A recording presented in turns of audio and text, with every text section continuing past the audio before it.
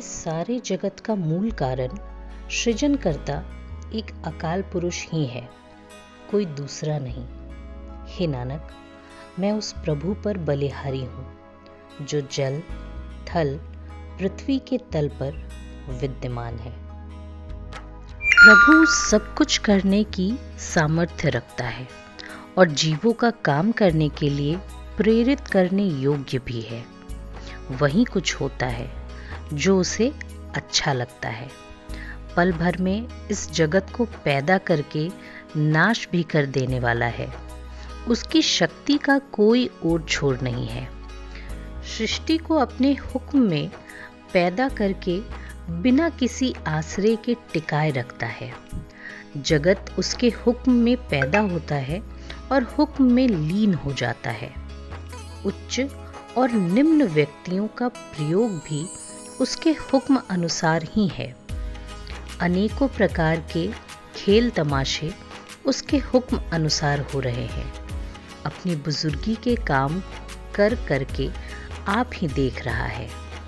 हे नानक, प्रभु सब जीवों में व्यापक है। यदि प्रभु को भाए तो मनुष्य को ऊंची आत्मिक अवस्था देता है और पत्थर दिलों को भी पार कर लेता है।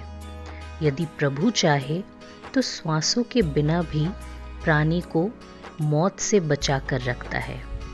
उसकी कृपा होए तो ही जीव प्रभु के गुण गाता है। यदि अकाल पुरुष की रजा होए तो मार्ग में गिरे हुए व्यक्तियों को विकारों से बचा लेता है। जो कुछ करता है अपनी सलाह अनुसार करता है। प्रभु आप ही लोक परलोक का मालिक है। वह सबके मन की जानने वाला आप जगत खेल खेलता है और इसे देखकर प्रसन्न होता है। जो इसे अच्छा लगता है वही काम करता है। हे नानक, उस जैसा दूसरा कोई दिखाई नहीं देता। कहो, मनुष्य से अपने आप कौन सा काम हो सकता है? जो प्रभु को अच्छा लगता है वही जीव से कराता है। इस मनुष्य के वश में होए तो हर एक चीज संभाल ले, पर प्रभु वही कुछ करता है जो उसे भाता है। मूर्खता के कारण मनुष्य माया में लीन हो जाता है। यदि बुद्धिमान होए तो अपने आप इससे बचा रहे, पर इसका मन भ्रम में भूला हुआ माया की खातिर दसों दिशाओं में दौड़ता है। पल भर में चारों कोनों में भाग दौड़ाता है। प्रभु कृपा करके जिस जिस मनुष्य को अपनी भक्ति देता है, हे नानक, वे मनुष्य नाम में टिके रहते हैं। क्षण में प्रभु कीड़े जैसे निम्न मनुष्य को राज्य देता है। प्रभु गरीबों पर कृपा करने वाला है। जिस मनुष्य का कोई गुण दिखाई नहीं देता, उसे पल भर में दसों दिशाओं में प्रकट कर देता है। जिस मनुष्य पर जगत का स्वामी प्रभु अपनी कृपा करता है, उसके कर्मों का लेखा नहीं गिनता। यह आत्मा और शरीर उस प्रभु की दी हुई पूंजी है। हर एक शरीर में व्यापक प्रभु का ही प्रकाश है। यह जगत रचना उसने आप रची है। हे नानक, अपनी इस बुजुर्गी को आप देखकर वह खुश हो रहा है। इस जीव की शक्ति इसके अपने हाथ में नहीं है। सब जीवों का मालिक प्रभु आप सब कुछ करने कराने के योग्य है। बेचारा जीव प्रभु के हुक्म में ही चलने वाला है, क्योंकि वह होता है जो उस प्रभु को अच्छा लगता है। प्रभु आप कभी उच्च व्यक्तियों और कभी निम्न व्यक्तियों को प्रकट हो रहा है। कभी चिंता में है और कभी खुशी की मौज में हंस रहा है। कभी दूसरों की निंदा करने का व्यवहार बनाए बैठा है। कभी खुशी के कारण आकाश में ऊंचा चढ़ता है। कभी चिंता के कारण पाताल में गिर पड़ा है। कभी आप ही ईश्वरीय विचार का जानकार है।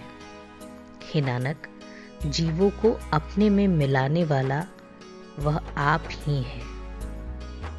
प्रभु जीवों में व्यापक होकर कभी कई प्रकार के नाच कर रहा है, कभी दिन रात सोया रहता है, कभी क्रोध में आकर बड़ा डरावना लगता है, कभी जीवों के चरणों की धूली बना रहता है, कभी बड़ा राजा बन बैठता है, कभी एक निम्न जाति के भिखारी का स्वांग बना रखा है, कभी अपनी बदनामी करा रहा है, कभी भला कहलवा रहा है। जीव उसी प्रकार जीवन व्यतीत करता है जैसे प्रभु कराता है। हे नानक, कोई विरला मनुष्य गुरु की कृपा से प्रभु को स्मरण करता है।